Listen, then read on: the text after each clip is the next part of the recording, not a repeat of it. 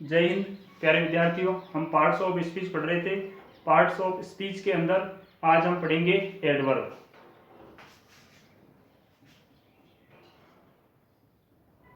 ADVERB adverb, जिसको हिंदी में हम क्रिया विशेषण कहते हैं।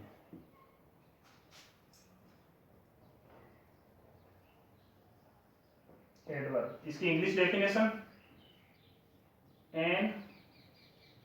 ADVERB adverb is a word which shows more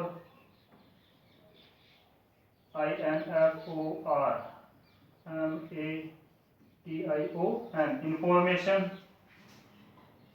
to a verb and ADJECTIVE adjective or ANOTHER another adverb।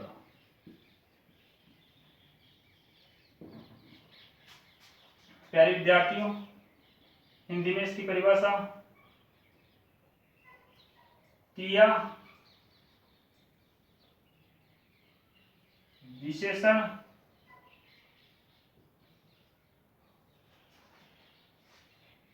और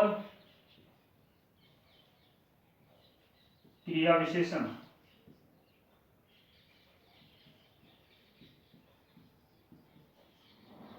विशेषण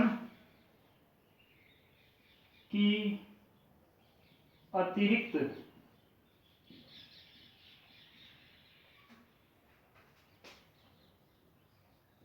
सूचना देने वाले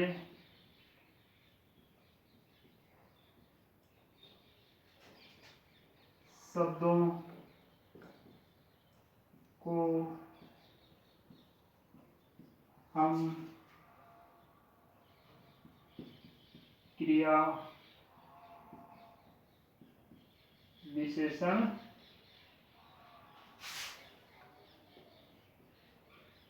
कहते हैं। जैसे कि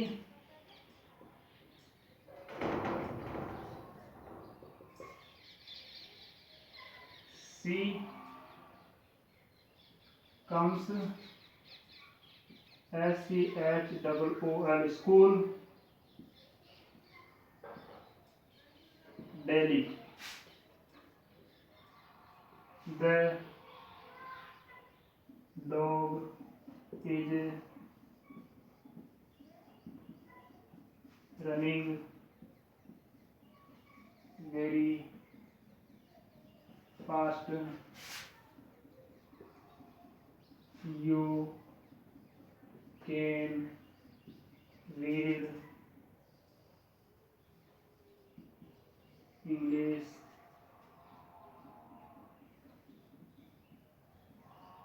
slowly।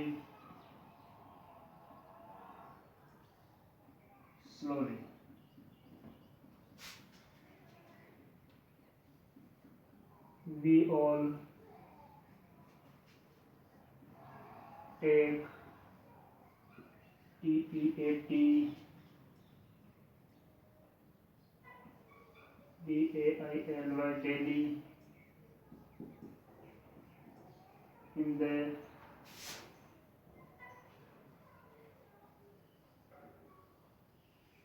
morning।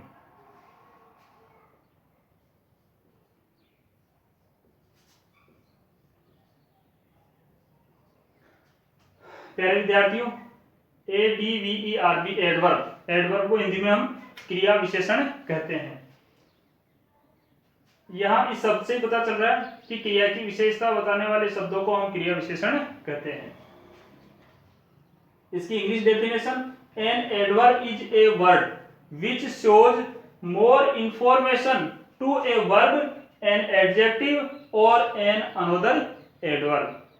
यानी कि an adverb is a word, एक एडवर्ब ऐसा शब्द है विच यानी जो शोज यानी दिखाता है, मोर इंफॉर्मेशन यानी अधिक सूचना, टू ए वर्ब यानी कि एक क्रिया की, एन एडजेक्टिव यानी विशेषण की, या फिर किसी अन्य दूसरे क्रिया विशेषण की विशेषता बताते हैं। कहने का मतलब सीधे से शब्दों के अंदर क्रिया विशेषण और क्रिया विशेषण के बारे में अतिरिक्त सूचना देने वाले शब्दों को या उनकी विशेषता बताने वाले शब्दों को हम क्रिया विशेषण कहते हैं। अब यहाँ कुछ उदाहरण के माध्यम से हम इनको समझते हैं कि सी कम्स स्कूल डेली, जिसका इंडियत होता है सी कम्स यानी वह आती है, स्कूल यानी विद्यालय, डेली का मतलब रोजाना। अब यहाँ पर वर्ब क्या है, जैसा कि हमने पढ़ा था वर्ब है यहाँ पर कम्स, कम्स का मतलब होता है आती है, और यहाँ पे उसके विद्यालय आने की जो विशेषता वो बता रहा है कि वो रोजाना विद्यालय आती है, डेली आती है। तो इसका मतलब है कम्स की विशेषता बताने वाला या कम्स के बारे में अतिरिक्त सूचना देने वाला शब्द हो गया डेली। तो ये डेली क्या हो गया अब एडवर्ब। उसी प्रकार से the dog is running very fast, यानी द डॉग यानी कुत्ता, इज रनिंग यानी दौड़ रहा है, वेरी फास्ट यानी काफी तेज, यानी कि बहुत तेज दौड़ रहा है।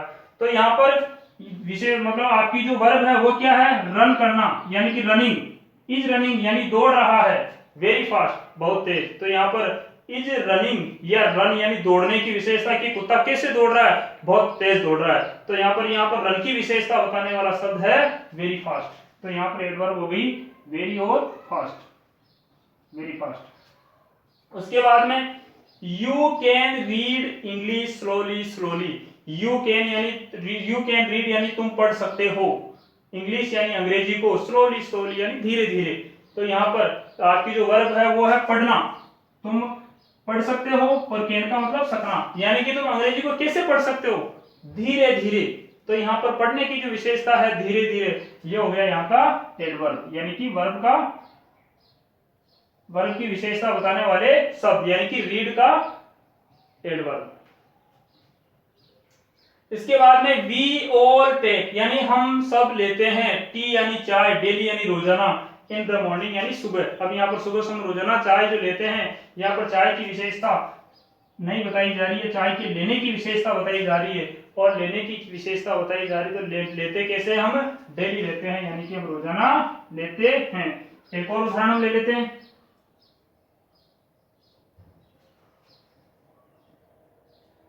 IALWAYS always, REACH reach, on time. प्यारे विद्यार्थियों यहां पर देखो एक और वर्ब आ गई अपने पास में अगले उदाहरण के अंदर, रीच। रीच का मतलब होता है पहुंचना, यानी कि मैं पहुंचता हूं ऑन टाइम यानी समय पर। अब कैसे मैं पहुंचता हूं, यहाँ पर पहुंचने की जो विशेषता बताने वाला शब्द है वो है यहाँ पर ऑलवेज। ऑलवेज का मतलब हो गया कि मैं हमेशा समय पर वहां पर पहुंचता हूं। प्यारे विद्यार्थियों आज के लिए इतना ही, कल फिर हम एक नया टॉपिक लेकर उपस्थित होंगे। आज के लिए इतना ही, जय हिंद जय भारत।